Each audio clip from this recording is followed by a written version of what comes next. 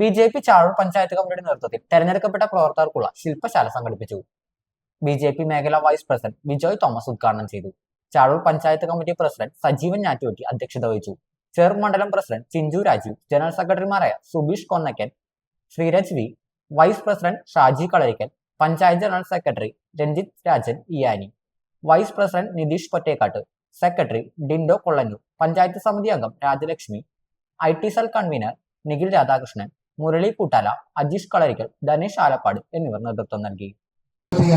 December മാസം നടക്കാൻ പോകുന്ന ത്രിതല പഞ്ചായത്ത് തിരഞ്ഞെടുപ്പിന്റെ അടിസ്ഥാനപ്പെടുത്തിക്കൊണ്ട്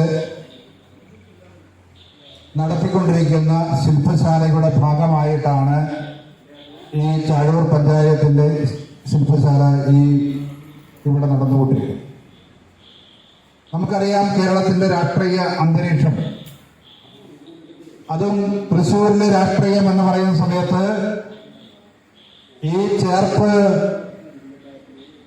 മേഖലയിലെ എടുത്തു നോക്കുന്ന സമയത്ത്, ഇരിഞ്ഞാലക്കുട ചേർപ്പ് മേഖലയിൽ നമ്മൾ എടുത്തു നോക്കുന്ന സമയത്ത് ഇന്നലെ നമ്മൾ വലിയൊരു വാർത്ത ഇന്ന് പത്രദ്വാര, ഇന്നലെ ദൃശ്യമാധ്യമങ്ങളിലൂടെ നമുക്ക് കാണാനായിട്ട് കഴിയും.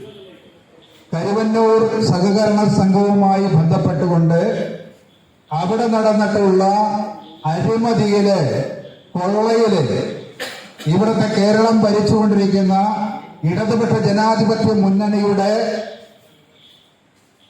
നേതാക്കന്മാരായിട്ടുള്ള, കേരളത്തിൽ നിന്നുള്ള ഒരു MP ആയിട്ടുള്ള K.